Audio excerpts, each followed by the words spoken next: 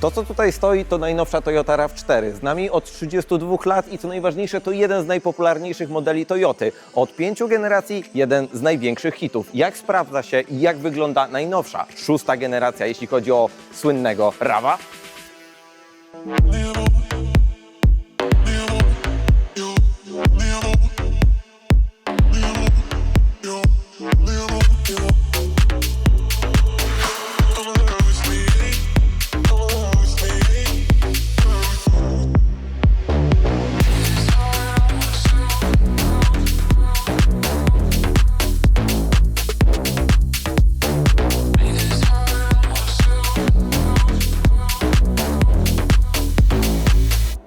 Tak, dobrze usłyszeliście. 32 lata oraz co najważniejsze 5 różnych generacji, które zapoczątkowane były oczywiście przez napęd na 4 koła, który jeśli chodzi o RAV4 był bardzo ważnym elementem. Następne generacje, które bardzo mocno pokazały, że da się zrobić z takiego typu nadwozia razem z użytecznym napędem na 4 koła samochód rodzinny. I to wszystko ewoluowało, oczywiście przechodząc także do świetnego napędu hybrydowego, z którego Toyota słynie. I tak obok mnie stoi najnowsza, 6. generacja, którą teraz możecie zacząć zamawiać, jeśli chodzi o salony. I czy jest ona faktycznie dzisiaj warta tyle, co była warta jeszcze 32 lata temu? Zmieniona? Naprawdę konkretnie, ale co najważniejsze pod kątem charakteru i stylistyki. Kompletnie odświeżona, kompletnie w nowych kolorach, bo mamy dostępne 17 aktualnie kolorów, z czego mamy możliwość skorzystania nawet z kolorów dwutonowych, gdzie mamy połączenie koloru czarnego razem z kolorem nadwozia. Intensywne kolory, nowe zielone, nowe czerwone oraz co najważniejsze pakiet GR Sport, który także może to wszystko uatrakcyjnić, ale sam przód też się zmienił dosyć znacznie. Nowy RAV4 nie zgubił charakteru poprzednika, nadal jest dosyć mocno ostro ciosany, ale nie tak ostry jak był w przypadku poprzedniej generacji. Widać tutaj większe nawiązanie do tego, że jednak ten samochód sprzedaje się o wiele więcej i o wiele większej ilości egzemplarzy na rynku amerykańskim. Zobaczcie na te mocno kwadratowe elementy i dosyć mocno nawiązujące także do tego, co znajdziemy za Wielką Wodą, czyli na przykład Tacomy oraz także naszych nowych produktów, jeśli chodzi o Toyotę, czyli na przykład BZ4X, czy także najnowszego Priusa, czy dosłownie nawet i Camry. Spójrzcie także na światła, które zostały tutaj bardzo fajnie wkomponowane. Mamy nowoczesne światła do jazdy dziennej, ale co najważniejsze, w wersji Executive dostajemy też bardzo fajny dodatek, czyli mamy tutaj światła matrycowe. Nowoczesna technologia, jeśli chodzi o Toyotę, możliwość wycinania samochodów jadących z naprzeciwka, to robi robotę oraz także dokłada element bezpieczeństwa. Fajnie, że Toyota jednak poszła w ten krok technologii i że mamy tu jeszcze lepsze nowoczesne oświetlenie. Bardzo mocno podciągnięty także zderzak oraz zobaczcie, jak szeroki jest też najnowszy RAV4 ze względu na to, że wszystko zostało poszerzone za pomocą tego grilla, charakterystyczne rąby. Fajnie dodano też tutaj delikatne elementy w formie na przykład tych drobnych listewek chromowanych, które to wszystko bardzo fajnie też koloryzują. Mamy także kamery od systemu 360 stopni, który został odświeżony, no i nie poskąpiono tutaj oczywiście charakteru lekko offroadowo-terenowego, bo jak to w przypadku RAV4 mamy też dodatki plastikowe i mamy także nadkola, które bardzo fajnie pokazują to, że jednak jest to SUV, crossover, bo jednak RAV4 razem ze swoimi braćmi z tego całego segmentu jednak to zapoczątkował. Jak z przodu widzimy naprawdę sporą rewolucję, to jednak od bocznej części widać stylistyka nie poszła bardzo do przodu. Widać tutaj ten sam charakter i widać te same linie, jakie mogliśmy spojrzeć w poprzedniej generacji, która była dostępna prawie 7 lat. Nadal te same linie, nadal te same mocne wyoblenia za pomocą plastików, czy nawet i bardziej kwadratowe nadkola, które oczywiście różnią się w zależności od wersji, którą wybierzecie, bo wersji jest kilka. Wersja Style, wersja Comfort, wersja GR Sport, która ma być bardziej charakterystycznie narysowana i pokazywać tą aparycję lekko sportową, oraz wersja Executive, która stoi dosłownie za mną. Jest to ta sama platforma podłogowa, która została wzmocniona pod kątem tego, żeby była jeszcze bardziej sztywna oraz co ważne rozmiary. 4,6 metra długości, 2,69 metra rozstawu osi, który praktycznie się nie zmienił i prześwit 18,7 cm. Jest troszeczkę minimalnie mniejszy, ale ze względu na to, że sam RAV4 aktualnie jest też troszeczkę niższy i stąd też wynika właśnie mniejsza wartość, jeśli chodzi o prześwit. A jak z praktycznością wnętrza? Czy coś się tu zmieniło? Czy zmieniło się coś z tyłu? Okazuje się, że niezbytnio, bo nadal mamy te same fotele, ten sam krój, tą samą fajną tapicerkę oraz tą samą ilość przestrzeni, chociaż Toyota wspomina o tym, że jednak troszeczkę przestrzeni zostało tutaj wygospodarowane więcej. Przeprojektowane klamki, bardzo przyjemne materiały, jeśli chodzi o tylny rząd oraz co najważniejsze, spora praktyczność. Niewielkiego rozmiaru także tunel, który nie będzie uprzykrzał życia oraz co najważniejsze, nawiewy oraz także nowe porty USB-C, które mają moc nawet 15 W, a w wersji Executive pojawiły się także dwa skrajnie grzane fotele. Podłokietnik z miejscem na 2 kubeczki, praktycznie, rodzinnie oraz także do tego panorama, która bardzo fajnie doświetla całe to wnętrze. Stylistycznie dopełnia ten samochód oczywiście odpowiednie koło. W przypadku tego auta nawet 20-calowe felgi, które świetnie wyglądają, jeśli chodzi o tą wersję Executive. Klasycznie, naturalnie, ale jednak z nowoczesnym sznytem. Zobaczcie na te polerowane ranty, czy także ciemne wypełnienie. W przypadku tego auta standardowo w podstawowych wersjach dostajecie 18-calowe koła, a następnie przechodząc już w wyższe wersje wyposażenia macie 20-calowe obręcze, tak jak w tym przypadku. Dla wersji GR Sport został tutaj przygotowany indywidualny wzór, który ma oczywiście trochę podbijać tą aspirację sportową. One o rozmiarze 235 oraz profilu 50, co pozwala wykorzystać odpowiednie właściwości terenowe i połączyć je także z sensownym komfortem, jeśli chodzi o RAV4. Ale największą rewolucję chyba zaliczył tył. Zobaczcie, jak kompletnie został zmodernizowany. Nowe światła, nowa tylna szyba, nowy spoiler oraz także kompletnie inna klapa. Tutaj nic nie pasuje do poprzedniej generacji. Bardzo fajnie wyciemniona tylna szyba, ale zobaczcie, jak ta szyba bardzo ładnie przechodzi także w tą tylną blendę z połączeniem także tych świateł nowych LEDowych, które mają takie bardzo fajne, nowoczesne, pionowe żebra oraz napis RAV4, który teraz pojawił się tutaj na tylnej blendzie i bardzo mocno zmniejszone logo Toyoty i to jeszcze w kolorze czarnym. Wygląda to naprawdę bardzo ciekawie. Spoiler dachowy, jak to w przypadku nawet poprzedniej generacji, mocno wyciągnięty. Tutaj kwestie aerodynamiczne też robią ważną rolę. To wszystko ma ze sobą taki ładny, jeden charakterystyczny look. No i kończymy na dodatkach pełni takich lekko pokazujących charakter offroadowy, jeśli chodzi o RAV4. Ale w przypadku tego samochodu najważniejsza jest jednak praktyczność, bo jest kierowany do rodzin i bardzo chętnie jest także wybierany przez rodzinę. Była praktyczność bagażnika. W przypadku tego auta elektrycznie unoszona klapa, jeśli chodzi o wersję Executive i co najważniejsze poprawiono także prędkość i dynamikę otwierania tego bagażnika. Ale co najważniejsze, pojemność bagażnika praktycznie mocno się nie zmieniła. Mamy tutaj 514 litrów pojemności, z czego jak zaczynacie to porównywać także z chińską konkurencją, mamy tutaj 749 litrów do wysokości dachu, bo Toyota podaje obie także wartości, w końcu jakiś punkt odniesienia. W przypadku tego auta warto pochwalić na pewno, że materiały są rozsądnej jakości oraz dodatkowo mamy też bardzo fajną ilość gadżetów, bo mamy tutaj podwójną podłogę, mamy miejsce na dodatkowe elementy, na zestaw naprawczy, możliwość zjechania tą podłogą o jedno piętro niżej, co daje nam także dodatkową możliwość wykorzystania tej przestrzeni. Dodatkowo roleta się pojawi w każdym samochodzie oraz mamy też miejsce na tą roletę też pod tą podwójną podłogą, za co ogromny plus. Pojawiło się trochę haczyków, pojawiło się oświetlenie LEDowe, mamy także system nagłośnienia JBL i dodatkowo możemy to wszystko powiększyć nawet do pojemności 1600 ponad litrów, bo mamy możliwość złożenia tylnej kanapy w proporcji 60:40. Szkoda tylko, że Toyota nie pomyślała tutaj o tych, co lubią narty, bo nie mamy tutaj żadnej możliwości złożenia jakkolwiek środkowej części oparcia i nie mamy przelotu na narty. Co nie zmienia faktu, że przestrzeni jest tutaj wystarczająco. A co pod maską?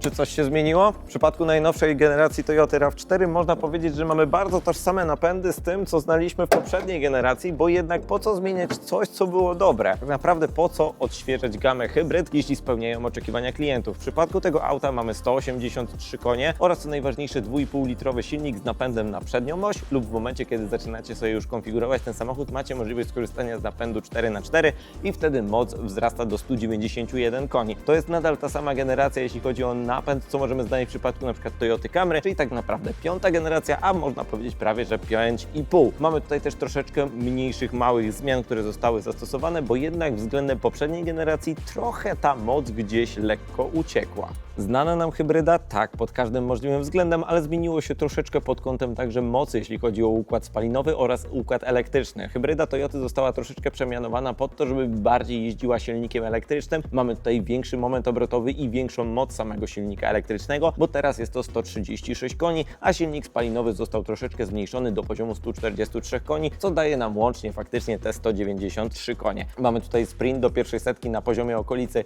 7,7 sekundy i co najważniejsze, pozostało tutaj niskie spalanie na poziomie 5 litrów, ale to nie jest wszystko, co będzie pod tą maską. Bo w przypadku tego samochodu to nie jest koniec, bo w przypadku poprzedniej generacji mieliśmy mocny układ hybrydowy o mocy 306 koni oraz także sprincie do pierwszej setki, który był naprawdę niemałym demonem. W przypadku tego auta będzie podobnie, 5,9 sekundy do pierwszej setki. Nowa hybryda typu plug-in? Nie, ta sama, bo pod maską najnowszej generacji będzie można spotkać nadal hybrydę typu plug-in, która będzie miała przyspieszenie na poziomie 5,8 sekundy i moc 304 koni, ale co najważniejsze, zasięg na baterii też się zwiększy, bo zmieniło się coś pod spodem. Ale najważniejsza modyfikacja, jeśli chodzi o ten samochód, to nie jest zmiana platformy podłogowej, to jest wzrost sztywności nadwozia o okolice 10% oraz zmiana lokalizacji baterii, bo w przypadku plugina mamy teraz większą baterię, 22,7 kWh, które nam pozwoli nawet przejechać do okolic 120-150 km, co jest bardzo fajnym elementem. Ale ważnym elementem w przypadku tego auta jest także prześwit, zmieniona lokalizacja tej baterii, bo w końcu mamy ją w podłodze, a nie w bagażniku i nie tracimy dodatkowych litrów pojemności, oraz także napęd na 4 koła, bo w przypadku RAV4 to chyba najważniejsze. Pojawił się tutaj silnik elektryczny o mocy 55 koni, który po prostu dopędza nam tylną oś. I to robi robotę. Ale co najważniejsze, kompletnie nie zmieniono pojemności baku paliwa. 55 litrów plus także toyotowskie niskie spalanie da Wam naprawdę przyjemny zasięg. I to nieważne, czy macie hybrydę typu plug-in, czy zwykłą, tradycyjną hybrydę. Więc za to ogromny plus. Wnętrze z przodu to naprawdę niemała rewolucja. Zmieniło się tu naprawdę sporo, ale najważniejsze zacznijmy sobie od foteli. Wygodne, przyjemne, komfortowe oraz co do tego można powiedzieć z długim siedziskiem, jak na Toyotę wręcz zaskakujące. W przypadku tego auta można powiedzieć o tym, że mamy też 5 różnych rodzajów wnętrz, włącznie z tym, że najwyższe wersje wyposażenia mają skórzaną wersję, jeśli chodzi o wykończenie, oraz dodatkowo mamy możliwość wyboru koloru od takiego ciemnego skórzanego jak my mamy, oraz także po nawet jasne wnętrze. W przypadku wersji GR Sport, która będzie dostępna, oczywiście mamy to połączone bardziej ze sportowymi dodatkami, takimi jak na przykład skóra oraz Alcantara.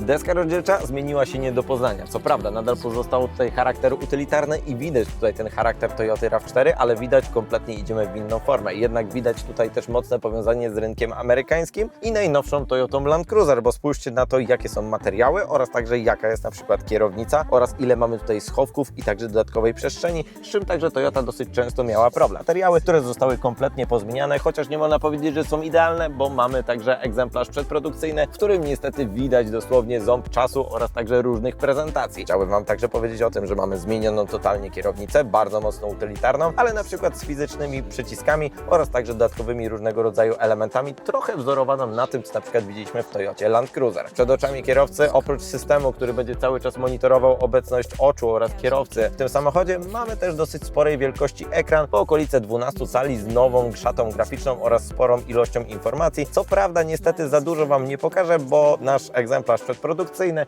jeszcze wszystkich funkcjonalności niestety nie ma. Przed oczami kierowcy dalej mamy też ogromnej wielkości head-up display, został on mocno powiększony, no i także pojawia się podgrzewana przednia szyba, co w przypadku RAV4 będzie fajnym elementem, że nie trzeba będzie skrobać szyb. Najważniejszą zmianą w przypadku tego samochodu jest także nowy ekran, jeśli chodzi o system. Toyota wprowadziła kompletnie nowy system z nową nakładką oraz z nowym procesorem, jeśli chodzi o cały ten system multimedialny. 12,9 cala, bardzo fajny, przejrzysty oraz co najważniejsze, mamy też sporo różnych rodzajów udogodnień. Widać, że jest to system toyotowski oraz dodatkowo, co najważniejsze, ma połączenie Apple CarPlay oraz Android Auto w wersji bezprzewodowej i będzie aktualizowany w systemie OTA, czyli będzie jeszcze więcej funkcji przywędrowywać do tego systemu. Działa naprawdę sprawnie, szybko i o to faktycznie chodzi. Jak z układem klimatyzacji? Gdzie są nasze fizyczne pokrętła? No okazuje się, że zostały tutaj wkomponowane w formie takich dwóch przycisków, czy odpowiednio dla dwóch stref klimatyzacji, co niestety wiąże się z tym, że mamy część funkcji związanych z układem klimatyzacji niestety na ekranie. Jest to cały czas wyświetlane, dzięki czemu mamy naprawdę sporo różnych rodzajów rzeczy możliwych do ustawienia, bo na wierzchu też jest sporo. Podgrzewane bądź wentylowane trójstopniowo fotele, włącznie z trybem auto, który jest dosłownie niczym zaciągnięty z Lexusa. Fajnie, że możemy sterować sobie tą temperaturą za pomocą ekranu. Mamy fizyczne pokrętło, mamy szybkie skróty do najważniejszych funkcji oraz pojawiło się nawet tradycyjne pokrętło do sterowania głośnością. Pod spodem ładnie wkomponowane nawiewy oraz dwa duże panele, dzięki którym możemy sterować sobie trybami jazdy od trybu Eco, Normal, aż także po tryb Sport,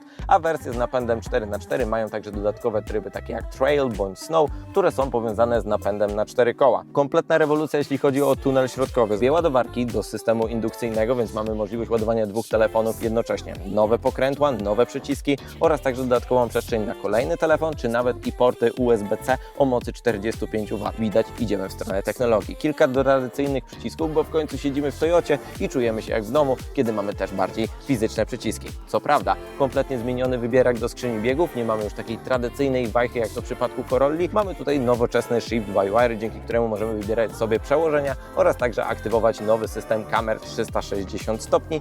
Mamy też dwa miejsca na kubeczki oraz kompletnie przeprojektowany tunel środkowy z nową pewną funkcją. Oprócz tego, że mamy miękki, w miarę przyjemny podłokietnik, mamy możliwość także otworzenia go na jedną bądź drugą stronę. podłokietnik niestety zbytnio tego do końca nie potrafi, bo jest to jeszcze model przedprodukcyjny, to mamy możliwość także wyciągnięcia go w 100%, zamienienia na taką bardziej szorstkę. Możemy podpisać dokumenty, bądź także ten podłokietnik kompletnie obrócić i mieć tą formę i obrócenie.